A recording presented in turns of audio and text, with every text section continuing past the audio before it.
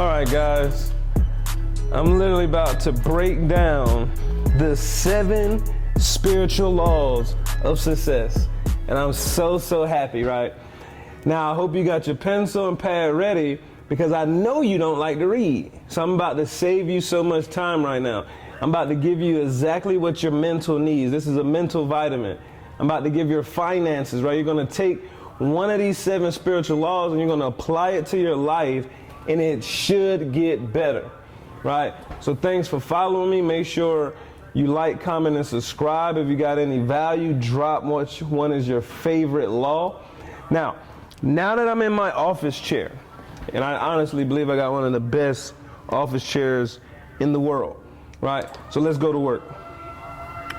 Now, the first law, spiritual law, is the law of potentiality, right? Your inner self versus the outer influence of the world.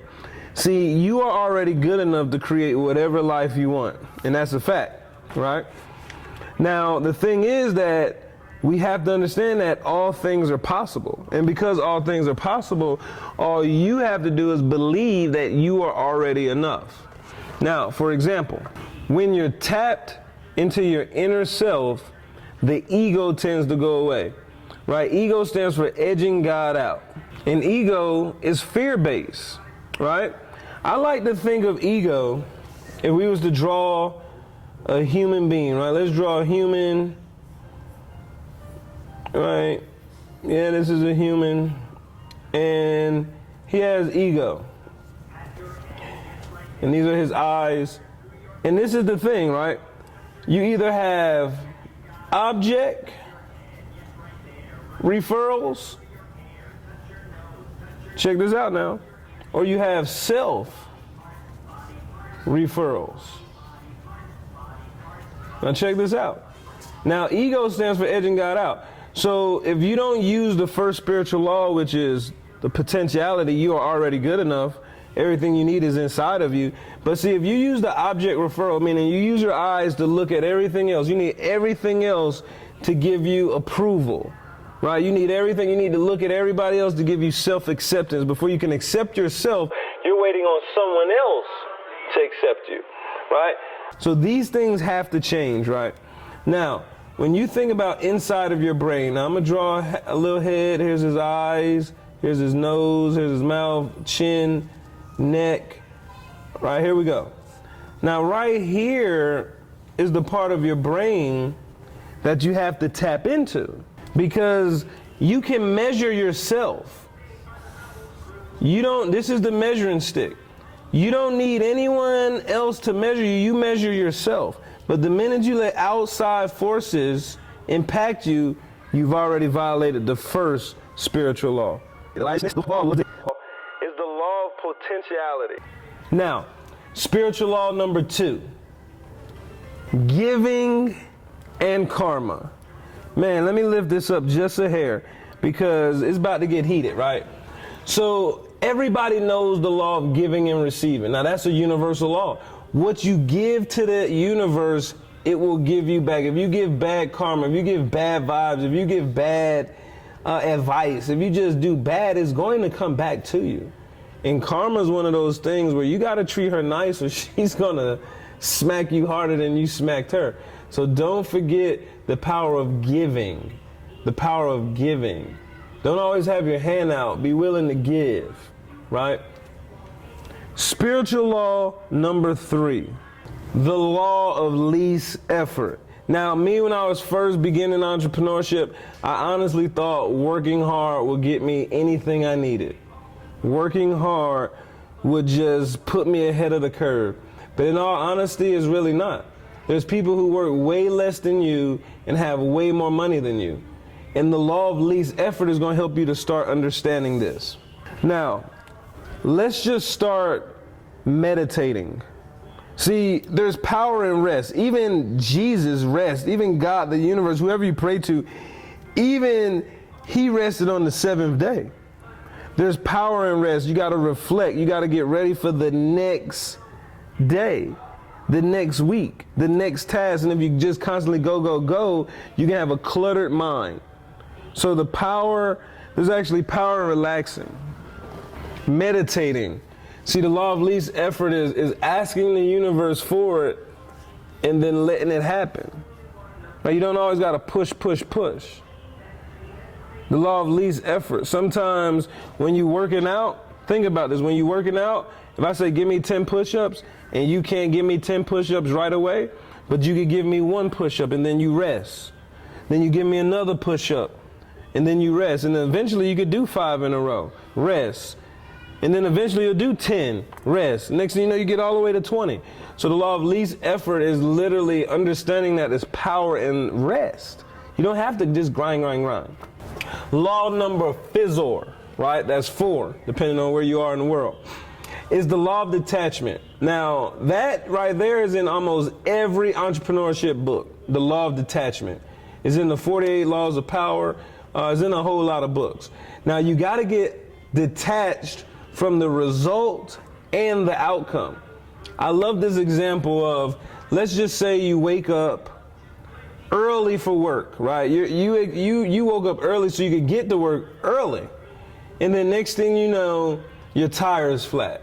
You didn't expect that, but now you got to take time to fix that. And instead of being 15 minutes early, you're 30 minutes late. Now that's reality. You're 30 minutes late. Now you got to detach from the reality, because if you're attached to it and you're late, you could be sad, you could be stressed. That can really mess you up as a person, right? And this is one thing I know about time, right? Let's write the word time down. Time stands for things I must experience, right? So some people are so attached to their goals, right? And sometimes you gotta redate your goal just because you didn't smash it on that date. So what I'm telling you is the law of detachment will allow you to stop taking things so emotional.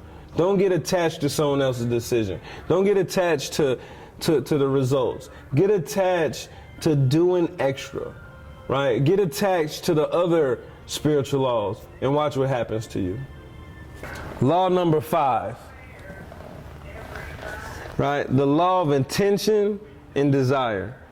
See, when you wake up every single day with the intention to work your plan first, you're going to make it happen. The desire comes from living an intentional life. How you do anything is how you do everything. Some people, they never get to live an intentional life because as soon as you wake up, instead of taking the first 30 minutes to yourself, the first hour to yourself, so you can meditate, write down your goals, write down what you're grateful for. What you do is you look at social media. You go ahead and return some phone calls. You literally take yesterday's beef into today. So now you was mad yesterday, you went to sleep mad, now you woke up mad dealing with the same situation. So literally the law of attention, being intentional, the law of desire is doing what you really truly want to do first, right? Be intentional. Have a game plan, have a roadmap. That's how you get to the top, ladies and gentlemen. And I'm not going to lie to you, the top is a biblical journey. Getting to the top of your company, corporate America, your own business, it's going to be spiritual. It's not going to be all your work ethic, right? I love one of my favorite mentors. He said, Tony Robbins, he said, life doesn't happen to you, it happens for you. So with that being a known fact, we got to look at the intentions of life as well. We got to have a certain spiritual awareness to say, well, when this storm happens to me, it's not to destroy me, it's to make me stronger.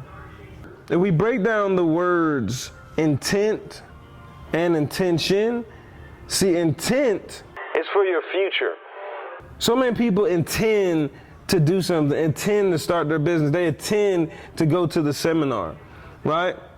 Attention is what you do in the present, right? And that's key. So pay attention to your today's goal. Don't intend to do anything.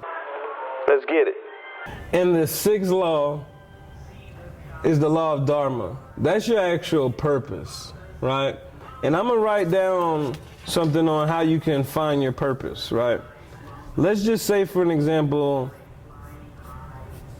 this is a crowd of people. Right, this is a crowd of people, right? And this is literally how you find your purpose. You got to ask yourself, in this crowd of people, Because remember, the law of potentiality is focusing on your inner strength, right? So what are my talents? You're looking at the crowd of people, you're not worried about their talents, you're worried about your talents, right? So let's ask ourselves, what are my talents? What is my passion, right? What is my personal interest?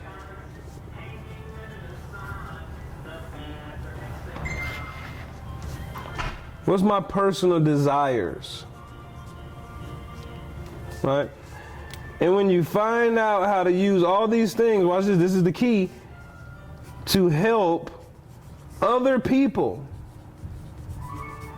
that's when you're activating the sixth spiritual law, right? The law of Dharma. You know, what is your purpose? Now, if you want the seventh law, I want you to subscribe to my YouTube channel. Let's go in our inner circle. Let's take this conversation a little bit deeper, and I'll give you the last tip you need. God bless you all, and I hope you learned something, but take immediate action so I can see you at the beach and definitely the bank. It's your boy, No More 9 to 5.